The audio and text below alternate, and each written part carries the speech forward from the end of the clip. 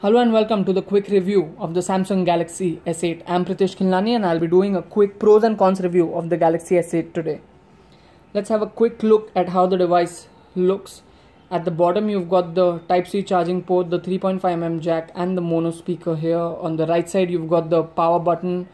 On the top left, if you can see clearly, you've got the SIM slot, dedicated Bixby button here and the volume rockers. Let's unlock the device. There you go, the beautiful infinity display. That is our first positive thing on this device. It's a 5.8 inch WQHD plus screen, supports 570 pixels per inch and the 18.5:9 aspect ratio instead of your normal 16:9. It's got the Corning Gorilla Glass 5 as well. The device is also waterproof and dust resistant. It can survive up to 1.5 meters in water up to 30 minutes.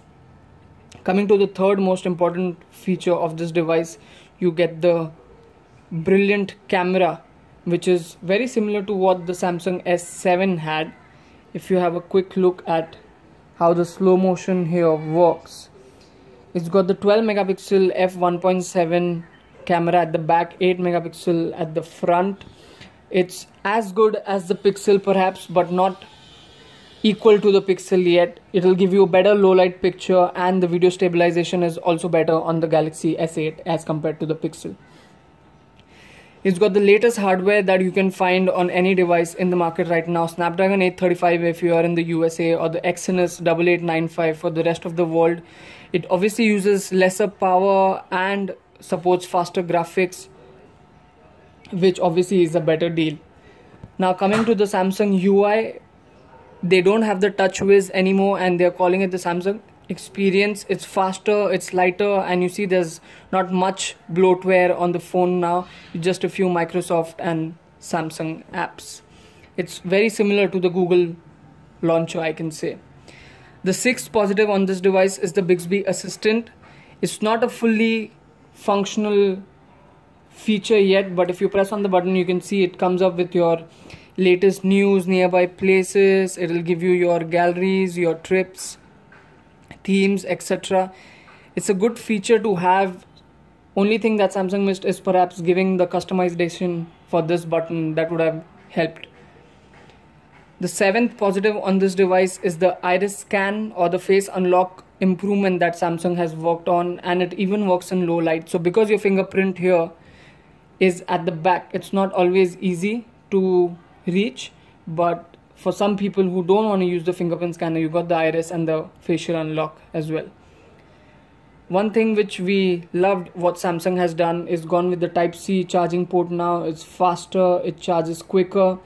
They've also kept the 3.5mm jack, and in the box if you see they've given you the AKG earphones. These earphones cost close to $100 is what Samsung is otherwise selling it at.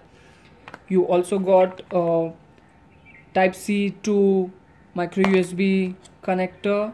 You got a USB to Type-C. You got some extra earplugs, your Type-C cable, and your quick charge 3.0 supporting charging brick. The other colors that you'll get on this device are Orchid Grey, Arctic Silver, Coral Blue and Maple Gold. Now let's look at the negatives on this device. The battery, as I was mentioning earlier, when the phone is completely switched off, it takes around 75 minutes or just over an hour to charge up to 100. But when it's turned on and you've kept it on charging, it can easily take up to 2 hours. 2 hours is a very long time if you've got a quick charge 3.0 adapter, but for some reason Samsung has limited the charging capability, and I've seen quite a few reviews of people giving feedbacks on Samsung forums as well, complaining about the slow charging times on this device. The fingerprint reader positioning, as I said earlier, it's not the most comfortable. It's close to the camera. You can sometimes smudge your camera lens as well, and that's not a good thing. On the S8 Plus, you can imagine it'll be furthermore difficult to reach when you're holding the phone this way. The screen, it was a positive. It is also a negative because it's absolutely damage proof. If you have one drop, there's a high chance that you'll scratch the screen or it might crack and there's no scratch guards that you're getting it, obviously because of the curved display. You'll have to put the case on the phone, and that is something that will hide the look and the feel of the device.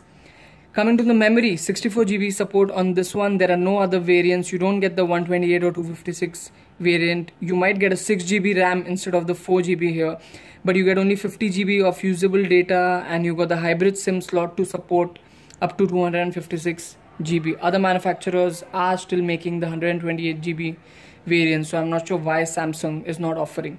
And the final point is the cost. The launch price is close to what the Pixel launched at, and the other phones are now comparatively cheaper than what the S8 is selling at.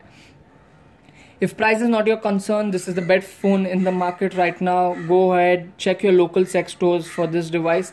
I'll give this phone a 5 out of 5 because this is the best phone that's come out of the Samsung stable in a long time. Thank you for watching.